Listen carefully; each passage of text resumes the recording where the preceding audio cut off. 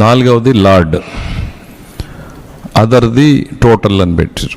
So అంటే NDDB cough ఏదైతే భారతదేశంలో డైరీ డెవలప్మెంట్లో అత్యున్నత స్థానంలో ఉందో, పరీక్ష చేయడానికి అత్యున్నతమైనటువంటి టెక్నాలజీ రీసెర్చ్ ఇన్స్టిట్యూట్లో 4 శాంపిల్స్లో ఈ 4 వెజిటబుల్ ఆయిల్స్తో పాటు జంతు కొవ్వులు కూడా ఉన్నాయి అనేటువంటి నివేదికని బహిర్గతపరచడం జరిగింది.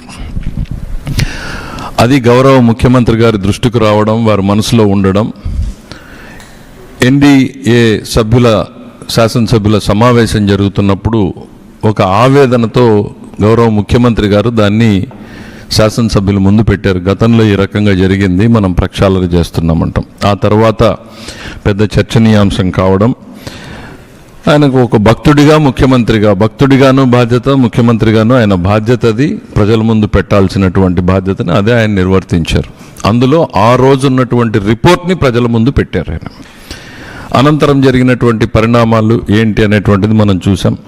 సెప్టెంబర్లో తిరుపతి ఈస్ట్ పోలీస్ స్టేషన్లో ఈ ఎన్డీడీబీ రిపోర్ట్ ఆధారంగా ఇదిగో కల్తీ జరిగింది అనేటువంటి కేసుని అక్కడ ఉన్నటువంటి ప్రొక్యూర్మెంట్ జిఎం కేసు రిజిస్టర్ చేయడం, ఆ రిజిస్టర్ని దర్యాప్తు చేయడం కోసం సిట్ని ఏర్పాటు చేయవలసిందిగా ప్రభుత్వం ఆదేశాలు ఇవ్వడం జరిగింది. అయితే దాంతో కలత చెందినటువంటి గత తిరుమల తిరుపతి దేవస్థానం మాజీ చైర్మన్ సుబ్బారెడ్డి గారు సుప్రీంకోర్టుని ఆశ్రయించడం, సుప్రీంకోర్టులో వాళ్ళ వాదనలు విన్న తర్వాత దీంట్లో ఇంకో 2 సభ్యులను యాడ్ చేసి ఇది సిబిఐ ఆధ్వర్యంలో చేయాలి అని చెప్పడం మనం అందరికీ కూడా తెలిసిందే. ఈ ఇన్వెస్టిగేషన్లో భాగంగా అనేక అంశాలు ఇప్పటికే ప్రజల ముందుకు రావడం జరిగింది.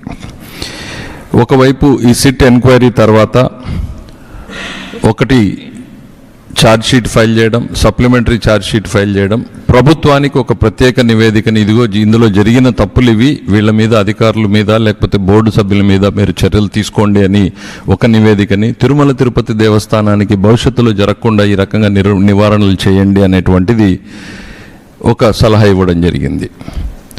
తెలియక చేసేదాన్ని పొరపాటు అంటాం, తెలిసి చేసిన తప్పుని నేరంగానే పరిగణించాలి. చాలా థిన్ లైన్ ఉంటుంది డిఫరెన్స్. ఇక్కడ ఏదైతే జరిగిందో ఇందులో ప్రతి ఒక్కరూ కూడా తెలిసే జరిగింది, తెలియక జరగలేదు. ఇది మనం ఆరోపణ కాదు, బేస్డ్ ఆన్ ఎవిడెన్స్. తెలిసి జరిగినా దాన్ని తొక్కిపెట్టి దాన్ని మార్చేటువంటి ప్రయత్నం చేసింది గత పాలక మండలి అనడానికి సిఎఫ్టిఆర్ఐ 2022 ఆగస్టు 3న ఇచ్చిన రిపోర్ట్. ఇది ప్రజల ముందుకు పెట్టాము ఇది వరకే. దీంట్లో చాలా స్పష్టంగా ఏం చెప్పింది అని అంటే చివరి ఒక్క లైన్ మాత్రం, టెస్ట్ ఫర్ బెటాసిస్టోస్టెరాల్ పాజిటివ్. ఇప్పుడు ఏదైతే ఎన్డీడీబీ